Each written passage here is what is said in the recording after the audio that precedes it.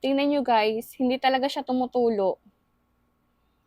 Ito nga pala guys, yung Golicola feeding bottle. Ito yung napili ko na gamitin ni baby soon para sa kanyang feeding kapag halimbawa na hindi ako nagpapa-breastfeed tapos ilalagay ko dito yung aking breast milk. So, ito yung ipapagamit ko sa kanya.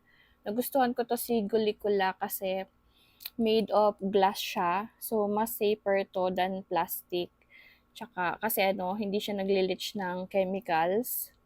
Tapos, yung kanyang nipple, mimic talaga siya ng breastfeeding. So, parang akalain ni baby na sa breast pa rin siya nagdidede kahit sa ganito na. So, it will be easy transition from breastfeeding to bottle feeding. So, yun. Yung design kasi niya, meron siyang soft na parang natural breast feeding yung kanyang nipple. So, yung parang nadede talaga siya sa mommy. Ganyan siya. Tapos, easy to clean din to kasi wide neck na siya. So, madali mo siyang masasabunan, malilinisan. At ang kagandahan sa mga glass bottle, hindi siya nag-absorb ng taste at saka odor from milk or formula. Unlike sa plastic na minsan, matagal talagang matanggal yung amoy, humahawa yung amoy sa plastic. Tsaka na rin siya, mas safer and mas durable na din to. Mas tumatagal siya unlike sa plastic na prone sa mga scratching. So, kapag nagkaka-scratch kasi yung mga bottle na plastic, minsan nagkukos yun ng spot para magkaroon ng mga bacteria. So, mas safer siya para sa health ni baby.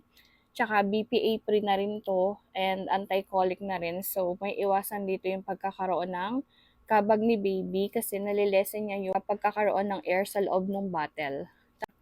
Dahil anti-colic siya, hindi siya agad tumutulo unless na lang na dumedi si baby. So, may iwasan yung pagpasok ng hangin para hindi siya kabagin.